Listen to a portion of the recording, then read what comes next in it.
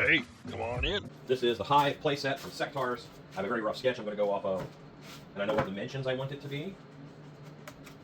Since it's going to be 3 feet tall, and the base a little bigger. Well, it's going to be 2 feet wide, so let's get a pretty good base. Let's build a hive. I've got a piece of 2-inch thick foam that I just had, and I'm using that for the base. And, I know I want this to be 2 feet tall and 3 feet wide, and I want it to lean back a little bit. That's going to give it more of a mountain feel than a rectangle feel. So I used the plastic off of the sheet in order to trace the base and then trace it onto the next piece and make each one a little bit smaller as it goes up to the top, but not necessarily as much smaller width-wise.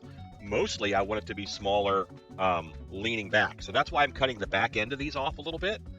And here I mess up. I start lining it up with the front, so I rip those off, and I put my piece down, trace it, and now I'm lining this up with the back edge. Those supports are temporary. They're not going to be there, the whole time. Some of them will stay, but some won't.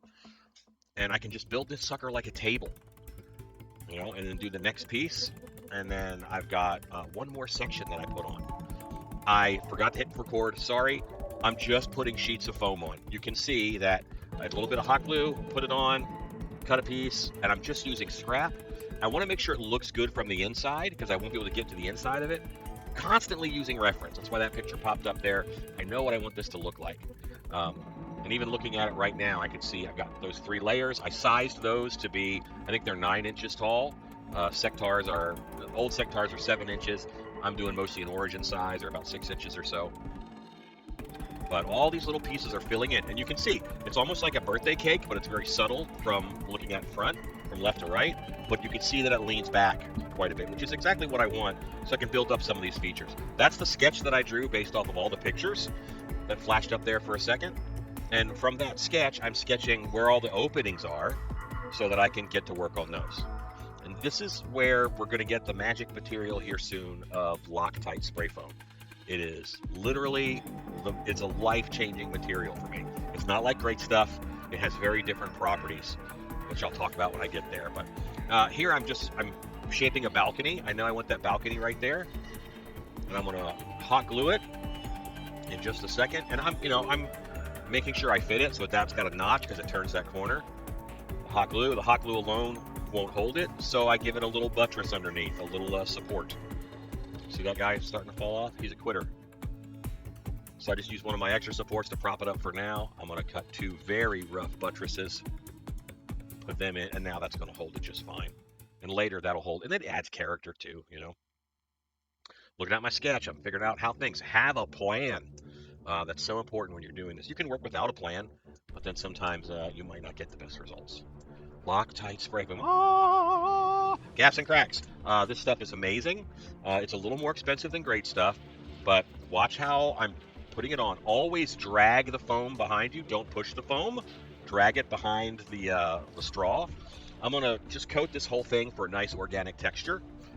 In this case, later I could carve in bricks or whatever, or push in bricks. I don't have to carve. I don't think I did any carving on this at all. I'm misting it with water. Once it's on, you mist it with water. You have to wait 10 minutes, and then you're able to shape it a little bit. It's like you're sculpting marshmallow fluff under plastic because it gets a skin. The sprayed water helps it solidify, so you're able to move it around and manipulate it actually quite a bit. But it does have a nice organic look out of the can. It's perfect for this. I might do a Castle Grayskull out of this because Loctite would be perfect for that. This one I didn't manipulate it too much. See, wait 10 minutes. And you can hear me jabbering, but it's a voiceover is going to be cleaner. I'm just going in with my fingers now. It's got a skin on it, but still mushy underneath. And I'm just patting it down. See on that little buttress thing that I squeeze the foam down and I'm controlling its shape. I'm using my hand to put those lines in it. I'm pushing down the fluff a little bit. Nothing is sticking to my hands. I'm not wearing gloves. It's not like great stuff. I wanted to give this some movement, some organicness. And now I want to thicken up some of these entrances. So I'm just doing a second layer. Do a second layer, hit it with water. That's just water in the spray bottle. And I went through on this whole thing, I went through 4 cans of foam, 4.5 cans of foam. So, and each can is $6.50. So there's some cost there, but for what you can do with it, I'm laying on some like big vines or just big veins almost. I wonder if veins and vines have the same root word. Anyway, they're so similar. See how this is, the magic of editing. I waited 10 minutes and then poof, see how it puffed up? But now I'm going back in, I'm controlling that puff. It doesn't have to look like a pile of dough. I can go in and squeeze it and shape it and make it look the way that I want and make it look organic. The only issue I've run into is every now and then I'll get called away and I miss my window to work with the foam. So that's something that you have to kind of be aware of. And here at this point, like that foam is hard. It's ready to go. You spray 10 minutes and then 10 minutes after that, it's pretty much hard. I want a staircase here. This is my base for the staircase. And then I'm going to use the spray foam to make the individual steps. This is such a fun project. Right now it's halfway painted. I'll do one video for the paint job, and probably, maybe it's paint job and all the interior stuff. I haven't gotten to do that yet, but I hope to. So here I'm having those steps are going to come all the way around, and they're going to actually connect, and you can go onto that top floor. I did make sure that all these holes are big enough to kind of, not the doorways, but the two holes there, the three holes, are big enough for one of their mounts to come through. The sectars have these really cool mounts. And it's got pretty good cling. You see how I'm working on it vertical, and the foam holds. This takes a little bit of practice, If you're crazy with your foam nozzle, that's a fun nickname. All right, foam nozzle. If you're crazy with your foam nozzle, then what can happen is that it'll fall away because it's not attached. So, slow and steady wins the race. Spray it, wait 10 minutes. Didn't mean to record that whole 10 minutes, but I guess I didn't.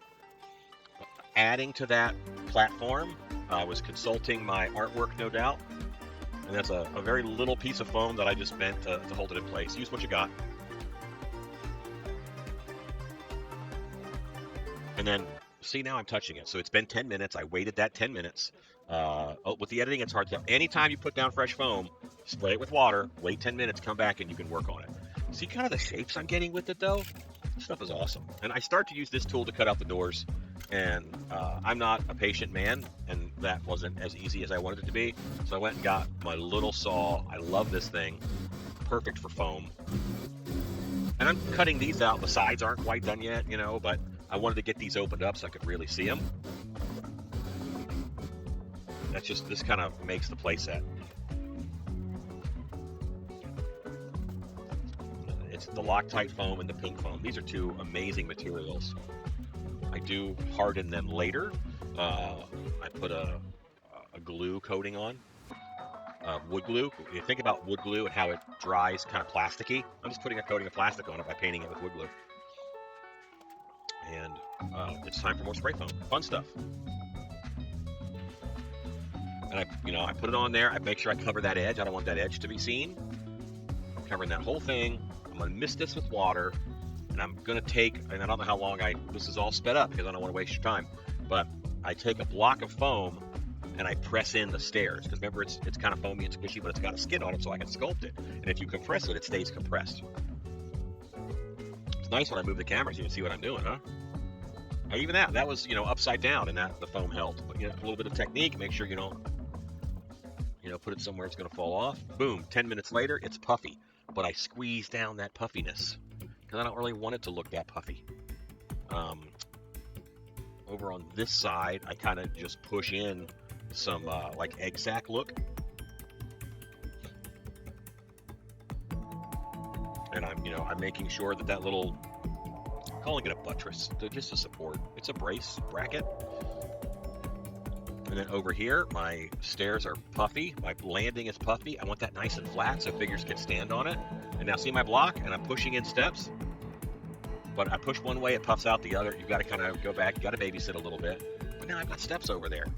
You'll see them better. A lot of it's white on white. That's hard to see. I know. I'm sorry. And, it's going to be hard in about 10 minutes. So about every minute or 2 minutes, I go back and I repress with that block. And see how that was real big and puffy and weird? And I can just squeeze it down, and then it's got a nice organic texture. You can make it rock-like easy. You can make it, mud, gunk. You can smooth it out pretty well. I didn't want to for this build, but it will take a smoothing. It won't get 100% smooth and flat. Like, you're not going to get a marble finish, but I'm super happy with this material. And now I'm just pinching the edges of my stairs to give that a little crease.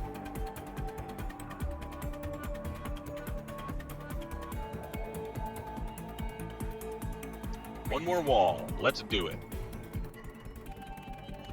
All right, we're kind of going to speed through this wall a little bit here. I actually put in, you can see a little bit, I put in some windows up there, just 2 little windows, kind of inspired by that little window in the back of Castle Grayskull. I love that. And with my fingers, once I waited that 10 minutes, you don't see me wait the 10 minutes in the video, that would take forever. But I did wait 10 minutes after I sprayed that with water, and now I'm forming a little ledge. I'm putting those organic lines in there again, just real simple with my hand. And hopefully I'll turn this around. So look at windows. Yeah, I turned it around. Okay, so, and now that that's dry and ready to go, I'm able to do the vinage again a little bit of veins, a little bit of vines. The hive is kind of, it's an organic thing, and this is the back. And I'm ripping out those supports, and I am taking the spray foam, and I am hitting the gaps of it. Hitting those gaps, and I'm going to be able to pull out all those supports, and they just hold together. So there you go. Cool stuff. You know, and I lock in the floors with more spray foam. Again, I'm going to spray it with water. I'm going to wait 10 minutes, push it down, and that's a nice clean inside now. I like that. So treating these sides. Where did I go? Get back to work, you. Don't be no slacker. I was getting a sharper knife. There you go. Treating these sides, I remember, this was a while ago when I did this, but I remember I was called away and I had to leave, and those sides got too hard and I could not adjust them. I didn't hate them, so I didn't cut them off and redo it.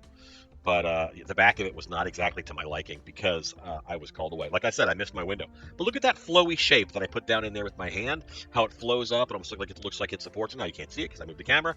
But now you can see the side. That side's a little bit of a mess, but you see my very clean 2 windows and a nice little organic ledge. And then that stuff on the inside, I'm pressing that down. I just want it to look like it's held together with bee glue or whatever it is they use to build their homes, their forts. You know, I want that organic mess. I don't know. I like them bees. So this is here. I flipped it upside down. And now I'm putting support underneath of all the floors so that this foam is going to act like a glue. I am flattening the top because later this is going to get a landing deck. This is all from the original toy. It had a landing deck on it, and there was like a laser turret or something up on this side. I think the ball and the spiked ball swung around from this sucker, so I'll put that on here later. But here I have used a little plastic tub, and I'm using that as a form for my little tower. That plastic tub is going to come out of there, but you know. And now see, I've waited my 10 minutes, and now I can move it and touch it, and it doesn't stick to my hands. And I'm kind of gently peeling it away a little bit at a time to get it off of that bowl so I get that plastic piece out of there. I would much rather paint that organic foam so it's all the same texture rather than try to paint a polyethylene bucket. That makes it a little bit difficult. But I'm also pushing that foam together. I'm supporting the structures that I want. I want it to look a certain way because that's what the drawing of the hive looked like. So that's why you see those little ribs that are almost column-esque. Now I have a popsicle stick. I'm separating it from the sides of the turret, I guess that is. The little sandbag fort, whatever it is up there. Separating it from the sides, so I'll be able to peel it out. And I did, you notice I pre-cut it when I put it in. That way I could fold it on itself. And I'll be able to get that guy out, and then I can, help shape this. It's stiffening as you go. So long as I babysit it, it's going to pretty much be the shape that I want it to be. You have a lot of control. I sculpt skulls with this stuff, all that. The one-hand Sawzall, I love that thing. It's the best. If I ever get me one of them Amazon stores, I'll put it on my Amazon store. Because it's cool. Here's my windows, little edge around the window. All looks very organic. I put some flowing lines in there. I'll do some veinage on top there. Here's a landing and a staircase to another big landing. The front has these vines going up the front. This is a little more grand, but also fairly true to the hive. That's where Nar comes out, that cave right there. I put it in those shapes, almost like pods on that side. To a door. Another landing. I want to clean this landing up a little bit so I can get some more standing room right here if I flatten this bit out. And then here's my tower up top, which is where the rock swing is going to be. And this gets a landing pad. I'm halfway there, guys. I get to paint next, and that is going to bring this puppy to life. It's a playset. Part 2 is coming soon. Thanks for watching.